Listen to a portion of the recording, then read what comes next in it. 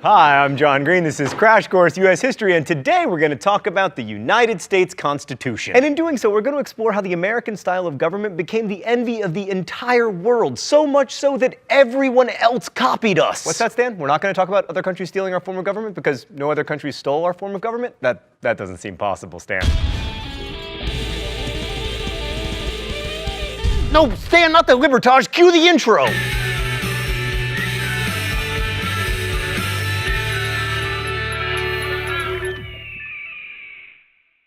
So today we're going to learn why the green areas of not America didn't copy us. Alright, so as Americans may dimly remember from history classes, the constitutional system we've been living under since 1788, the year of the first presidential election, was not the original American government. The first government set up by the Continental Congress was called the Articles of Confederation, and it was, in a word, bad. In two words, it was not good, which is why it only lasted 10 years. The problem with the Confederation is that it wasn't so much a framework for a national government as it was a firm league of friendship, which unfortunately only sounds like a team of Care Bear superheroes. The Articles set up a government that consisted of a one-house body of delegates, with each state having a single vote, who, acting collectively, could make decisions on certain issues that affected all the states. There was no president and no judiciary. You can try to tell me that John Hanson, the president of the Congress, was the first American president, but it's just not true. Any decision required 9 of the 13 congressional votes, which pretty much guaranteed that no decisions would ever be made. Ah, supermajorities, always so efficient. But besides the 2/3 requirement, the Congress was very limited in what it could actually do. The government could declare war, conduct foreign affairs, and make treaties. Basically the stuff you need to do to go to war with England. It could coin money, but it couldn't collect taxes. That was left to the states. So if you needed money to, say, go to war with Britain, you had to ask the states politely. The Articles could be amended, but that required a unanimous vote, so 0 amendments were ever passed. The government was deliberately weak, which followed logically from Americans' fear of tyrannical governments taxing them and quartering soldiers in their houses and so on. But here's the thing, weak government is like non-alcoholic beer. It's useless. That said, the Articles government did accomplish a couple things. First, it won the war, so yay! Unless you were a slave or a Native American, in which case,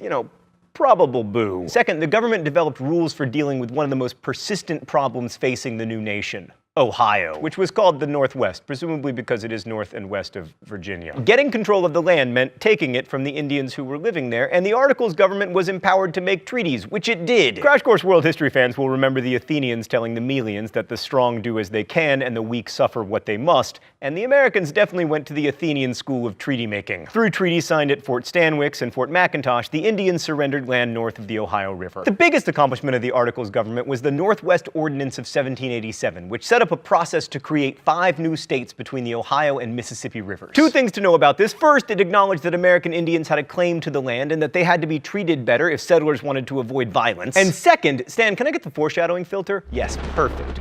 The ordinance outlawed slavery in all 5 of the new states. Still, the Articles government was a complete disaster for exactly one reason: it could not collect taxes. Both the national government and the individual states had racked up massive debt to pay for the war, and their main source of revenue became tariffs, but because Congress couldn't impose them, states had to do it individually. And this made international trade a total nightmare, a fact worsened by the British being kind of cranky about us winning the war and therefore unwilling to trade with us. In 1786 and 1787, the problem got so bad in Massachusetts that farmers rose up and closed the courts to prevent them from foreclosing upon their debt-encumbered farms. This was called Shays' Rebellion, after Revolutionary War veteran and indebted farmer Daniel Shays. The uprising was quelled by the state militia, but for many, this was the sign that the Articles government, which couldn't deal with the crisis at all, had to go. But not for everyone. Thomas Jefferson, for instance, was a fan of Shays' Rebellion. A little rebellion now and then is a good thing. The tree of liberty must be refreshed from time to time with the blood of patriots and tyrants. Which is all fine and good, I mean, unless you're the bleeding patriots or tyrants. But to most elites, Shays' Rebellion showed that too much democratic liberty among the lower classes could threaten private property. Also, people who held government bonds were nervous because without tax revenue, they were unlikely to get paid back. And when rich people feel like something has to be done, something is usually done.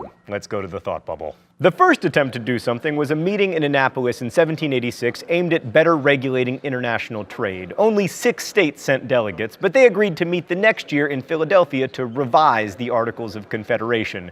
The delegates who met in Philly the next year had a funny definition of revision, though. Rather than make tweaks to the Articles, they wrote a new charter of government, the Constitution, which is, with some significant alterations, the same one that Americans live under and argue about today. Despite what some seem to believe, the 55 men who met in Philadelphia Philadelphia and hammered out a new form of government were not gods, but they were far from ordinary, especially for the time. Most were wealthy, some very much so. More than half had college educations, which was super rare since 0.001% of Americans attended college at the time. About 40% had served in the army during the war. But one thing they all shared was a desire for a stronger national government. The delegates agreed on many things. The government should have executive, legislative, and judicial branches and should be Republican with representatives rather than direct democracy. But the devil appeared in the details. Alexander Hamilton, probably the biggest proponent of very strong government, wanted the president and Senate to serve life terms, for example. That idea went nowhere because the overarching concern of almost all the delegates was to create a government that would protect against both tyranny by the government itself and tyranny by the people.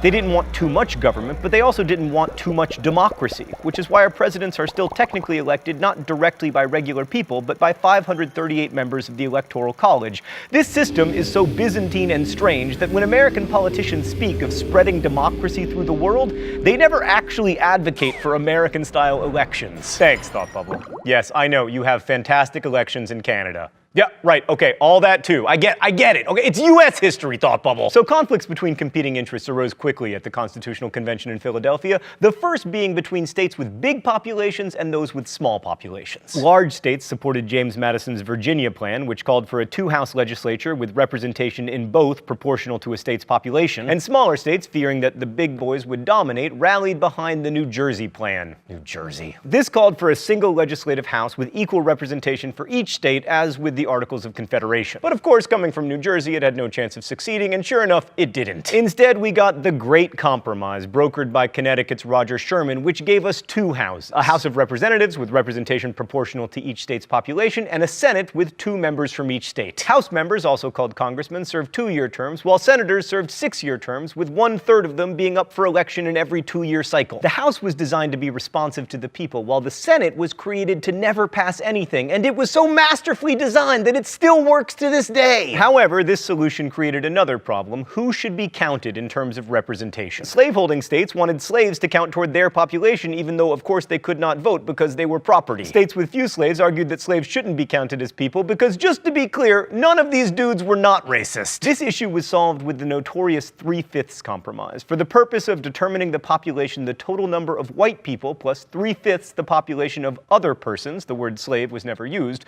would be the basis for the calculation. So, yeah, that's still in the Constitution. The Constitution also contains a fugitive slave clause requiring any escaped slave to be returned to their master. And this meant that a slave couldn't escape slavery by moving to a state where slavery was outlawed, which meant that on some level, some states couldn't enforce their own laws. Spoiler alert, this becomes problematic. But except for the tyranny of slavery, the framers really hated tyranny. To avoid tyranny of the government, the Constitution embraced 2 principles: separation of powers and federalism. The government was divided into 3 branches: legislative, executive, and judiciary. And the Constitution incorporated checks and balances. Each branch can check the power of the others. The legislature can make laws, but the president can veto those laws. The judiciary can declare laws void too, but that's a power they had to grant themselves. You won't find it in the Constitution, I promise, you can look for it. And federalism is the idea that governmental authority rests both in the national and the state governments. As an American, I am a citizen both of the United States and of the state of Indiana. And the national government, the one set up by the Constitution, is supposed to be limited in scope to certain enumerated powers. Most other powers, especially the protection of health, safety, and morals, are left to the states. But the Constitution also seeks to protect against the radicalism that too much democracy can bring. The mostly rich framers worried that the people, many of whom were poor and indebted, might vote in congresspeople or, God forbid, a president in favor of, like, redistribution of property. To hedge against this, senators were elected by the states, usually by state legislatures, and they were supposed to be like leading citizen types. You know, the kind of good Americans who take bribes and have adulterous affairs in airport bathrooms and patronize prostitutes and shoot Alexander Hamilton. Anyway, the other hedge against too much democracy is the aforementioned Electoral College, which many Americans hate because it has the potential to elect a president who did not win the popular vote. But that's kind of the point. The electors were supposed to be prominent, educated men of property who were better able to elect a president than, like, the rabble. But the Constitution of the United States is a really impressive document, especially when you consider its longevity. I mean, as Crash Course World History fans will remember, the nation-state is pretty pretty new on the historical scene, and the United States established by the Constitution is actually one of the oldest ones. But the Constitution would be meaningless if it hadn't been ratified, which it was, but not without a fight that helped clarify America's political ideology. 9 out of the 13 states were required to ratify the Constitution, and special conventions called for the purpose. In order to convince the delegates to vote for it, 3 of the framers, Alexander Hamilton, James Madison, and John Jay, wrote a series of 85 essays that together are known as the Federalist Papers. Taken together, they're a powerful and ultimately persuasive argument for why a strong national government is necessary and ultimately not a threat to people's liberty. Oh, it's time for the mystery document?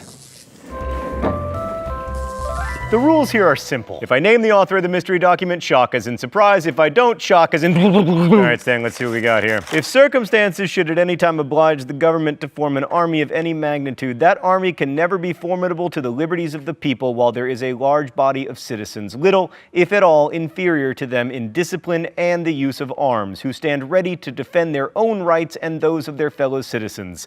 This appears to me the only substitute that can be devised for a standing army and the best possible security against it, if it should exist. Federalist Papers, Alexander Hamilton.